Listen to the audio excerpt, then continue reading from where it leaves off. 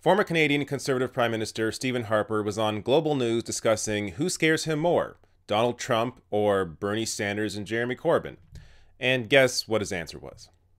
The Donald Trumps of the world, the Nigel Farages of the world, one can disagree with them, especially a conservative like myself can disagree with them on some things.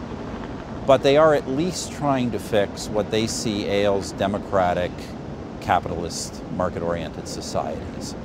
And my fear is if they don't have success, or if conservatives do not adapt to the political pressures that are driving these movements, my concern is we will have the left-wing version of that, which will be anti-market, which will be for socialist or Marxist economics, which I believe would turn us in an irreversible downturn direction. The kind of global pressures the West faces today, the economic pressures many people are facing, a return to that kind of economic program would be, in my view, absolutely disastrous and probably irrecoverable. So I look at Donald Trump, obviously there's things that I'm uncomfortable with, but the Bernie Sanders of the world or the Jeremy Corbyns in Britain are the ones that really, really frighten me. So why do you think that left-wing populists are more dangerous than right-wing populists? Because of their economic agendas, fundamentally.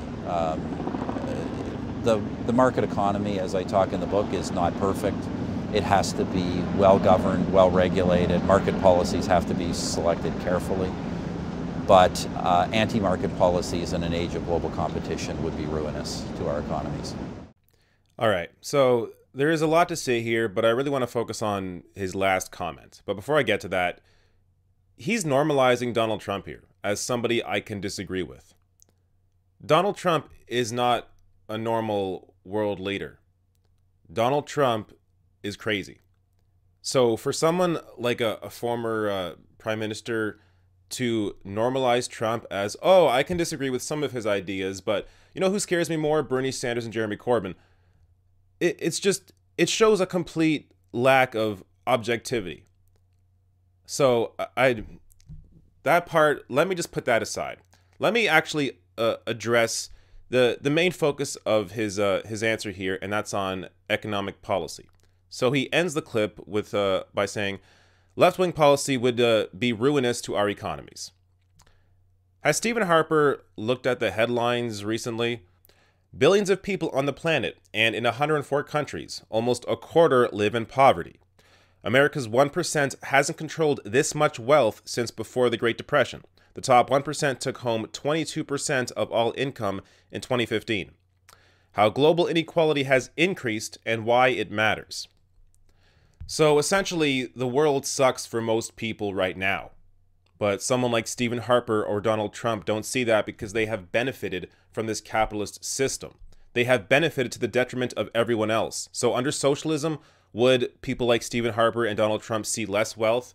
Yes, but they would see less wealth while everyone else benefits. So what makes more sense to you?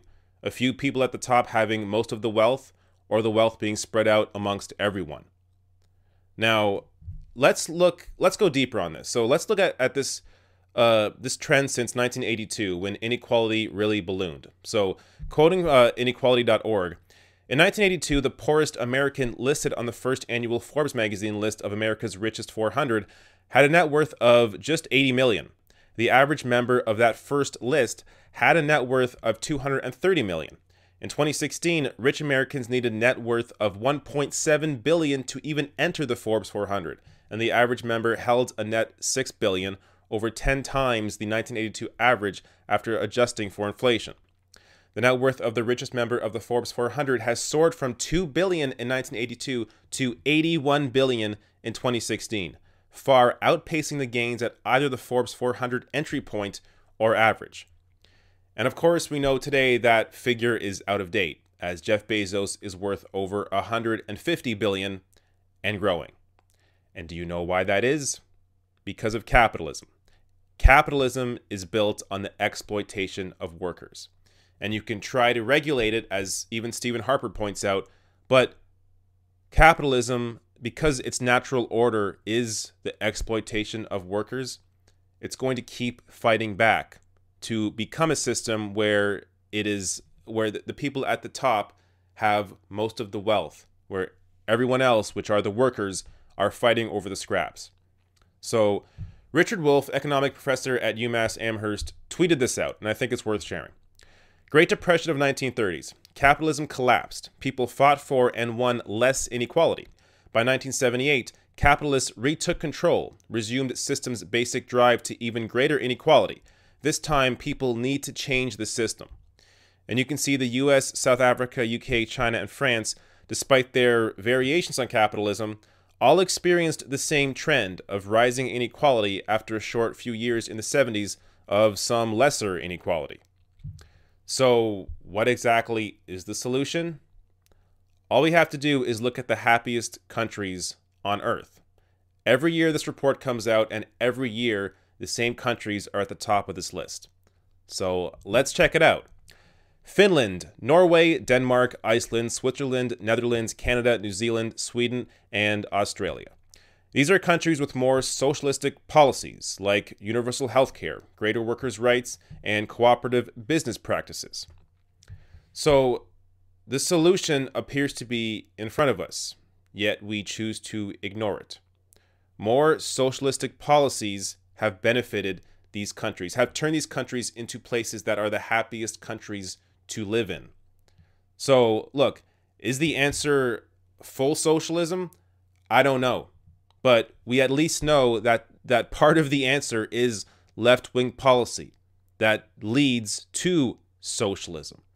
So Stephen Harper, from his iron throne, or from his golden throne where he sits, where he has power, he has wealth, yes, he can see for himself, for his family, moving towards socialism is a bad idea because it would negatively impact him.